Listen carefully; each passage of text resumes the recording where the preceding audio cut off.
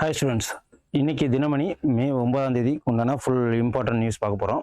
Syllabus ஓரியன்டா. அதுக்கு முன்னாடி தமிழ்நாட்டைச் சேர்ந்த ஒருத்தர், அதாவது இராணுவத்திலே மிக உயரிய பதவியான சீஃப் டிஃபென்ஸ் ஸ்டாஃப், அதாவது சிடிஎஸ்ன்னு சொல்லுவாங்க. இது முப்படைகளுக்கும், Indian army, Indian navy and Indian air force, இது எல்லாத்துக்குமே கோஆர்டினேட் பண்ணுறதாகவும் இந்த போஸ்ட்டை கிரியேட் பண்ணதே 2019 தான். இது கான்ஸ்டியூஷனல் படி கிடையாது.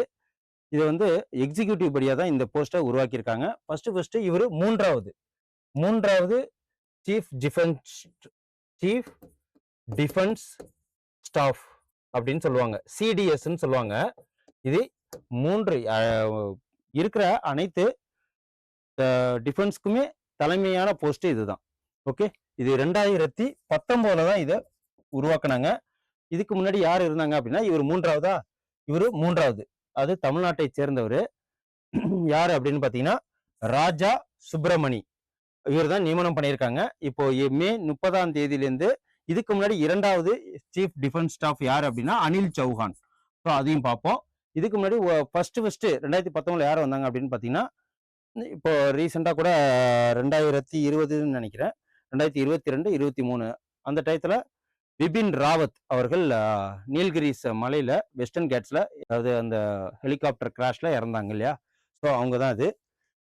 ஸோ இப்போ கரண்டா இருக்கிற chief defence staff Anil Chauhan.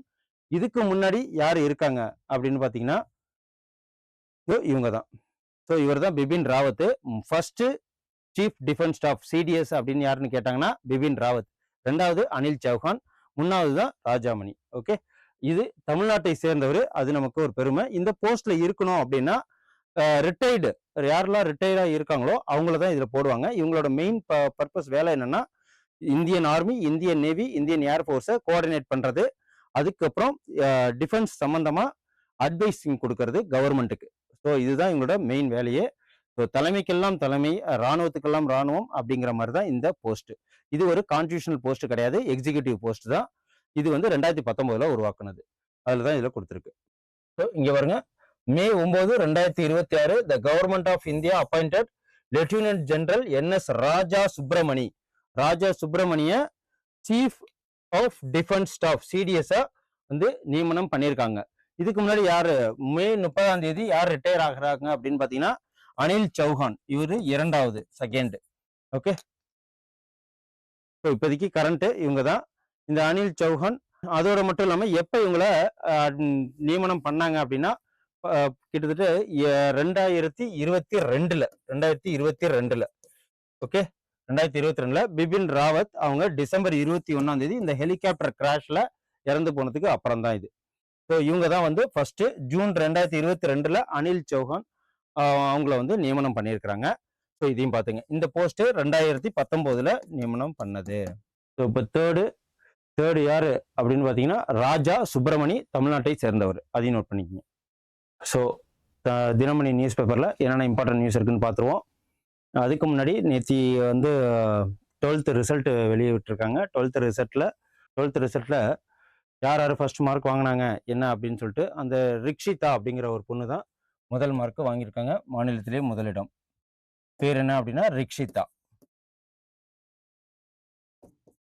அவங்க எப்படின்னா எல்லா சப்ஜெக்ட்லுமே தமிழ்ல 99, 600க்கு 2 மார்க் தான் கம்மி, 598 மார்க் எடுத்து மாநிலத்தில் முதல் மார்க் வாங்கியிருக்கிறாங்க.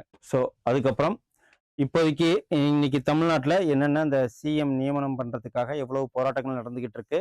ஸோ தொங்கு சட்டமன்றம் வரக்கூடாது அப்படிங்கிறதுக்காக அனைத்து கட்சிகளுமே வந்து ஒன்றிணையத்துக்காக ட்ரை பண்ணிட்டு இருக்காங்க.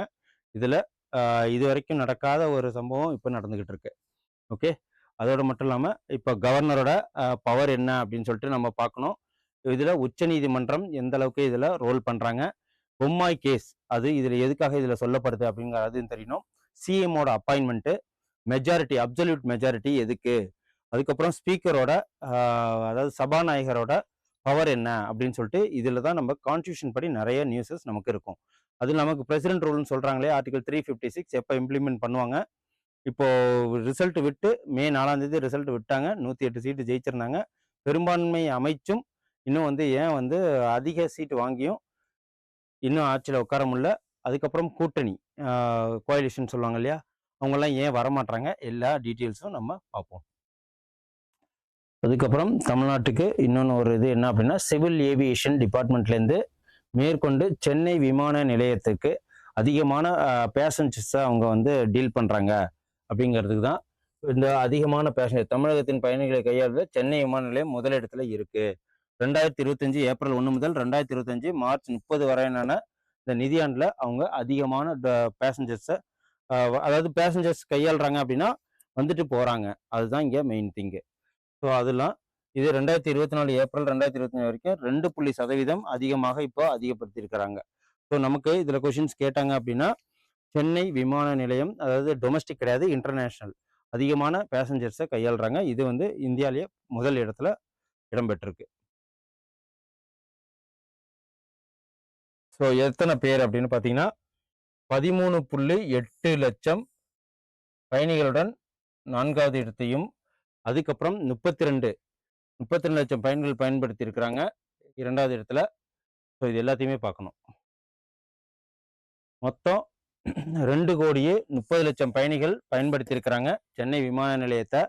அதுக்கப்புறம் 2வது இடத்துல கோவை விமான நிலையம் 32.2 லட்சம். ஸோ தமிழ்நாட்டில் மட்டும் தான் வெளியிட்டிருக்காங்க. மதுரை வந்து 3வது, அப்புறம் தூத்துக்குடி 2.90. ஓகே, இது நமக்கு டிஎன்பிசியில் கொஷின்ஸ் கேட்க வாய்ப்பு இருக்கு. ஸோ அதுக்கப்புறம் தீர்வு காண வேண்டிய போதை கலாச்சாரம். இந்த ஆர்டிகல்ஸ் வந்து நமக்கு எக்ஸாம் பாயிண்ட் ஆஃப்ல இல்லைன்னாலும், சிலபஸ்ல இல்லைனாலும், இது ஒரு சோஷியல் ஜஸ்டிஸ், சோஷியலுக்காக உள்ளது. ஸோ நமக்கு சிலபஸ்ல வந்து சோஷியல்னு ஒன்று இருக்கு. ஓகே, சோஷியல் ப்ராப்ளம்ஸ்னு ஒன்று இருக்கு இல்லைங்களா, அதை பேஸ் பண்ணி பார்க்குறப்போ இதை கம்பல்சரியாக நம்ம பார்த்து தான் ஆகணும்.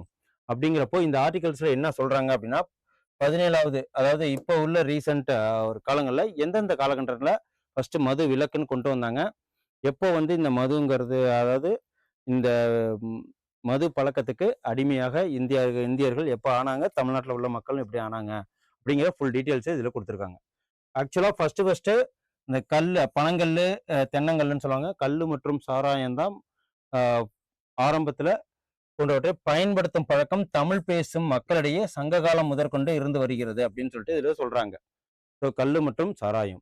அதுக்கப்புறம் இந்த கஞ்சா, இந்த ஓபியம், இது ரெண்டுமே வந்து தமிழ்நாட்டு மக்களுக்கு தெரியவே தெரியாது.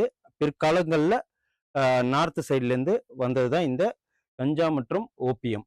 இதுக்கு இப்போதைக்கு இப்போ இதை யூஸ் பண்ணுறவங்க பார்த்தா இந்த டாஸ்மார்க்னு சொல்லுவாங்க, அது கவர்மெண்ட் வச்சு நடத்தினாலும் வருஷத்துக்கு 50,000 கோடி வருமானம் கொடுத்தாலும், ஸோ கவர்மெண்ட்டு வருமானம் வரணும் அப்படிங்கிறதுக்காக இது சொல்கிறாங்க.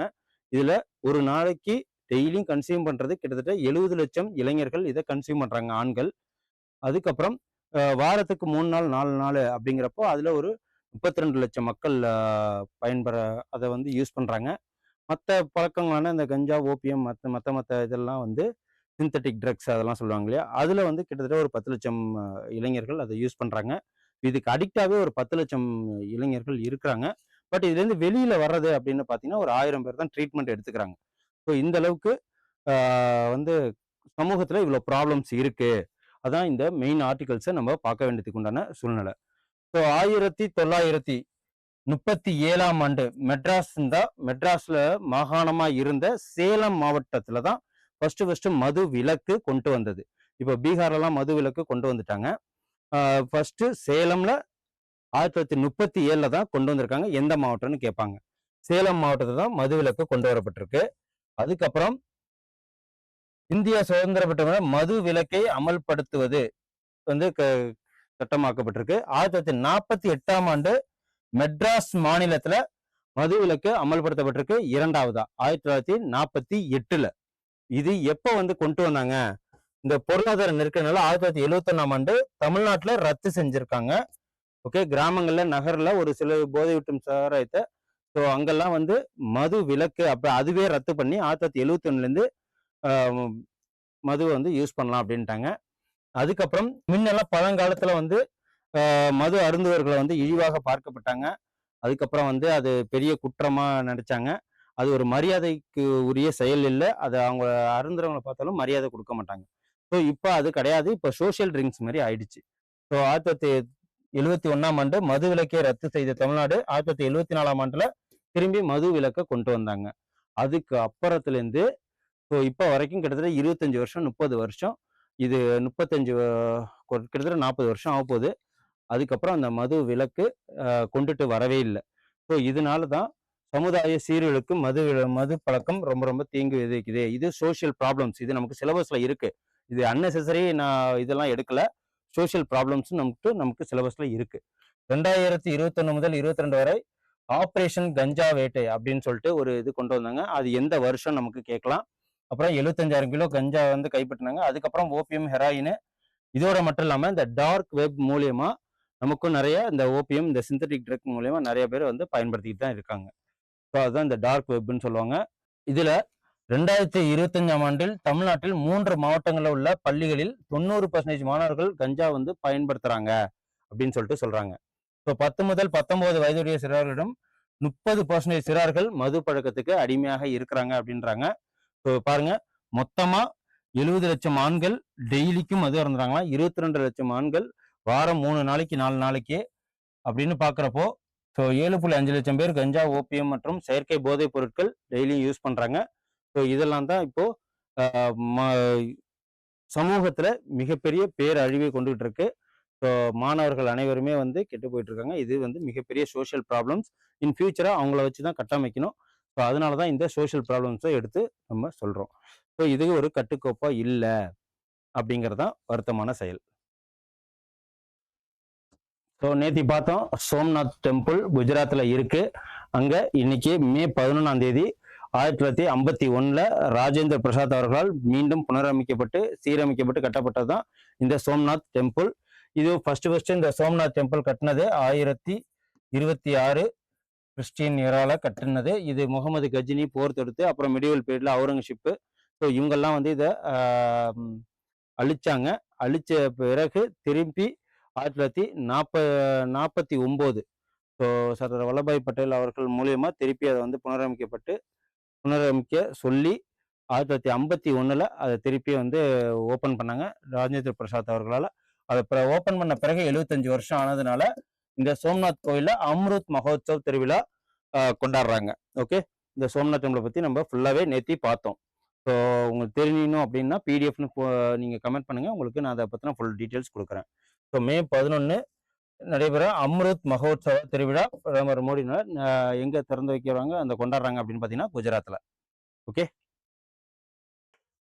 அதுக்கப்புறம் தரையிலிருந்து தாக்கக்கூடிய உள்நாட்டிலே தயாரிக்கப்பட்ட, அதாவது மேக் இன் இந்தியா அப்படிங்கிற மாதிரி உள்நாட்டிலே உருவாக்கப்பட்ட அதிநவீன ஏவுகணை இந்த சோதனை வெற்றிகரமாக இருக்கு. இதுக்கு பேர் என்ன அப்படின்னு பாத்தீங்கன்னா தாரா. இது தரையிலிருந்து வான்வெளியில தாக்கக்கூடிய ஒரு ஏவுகணை.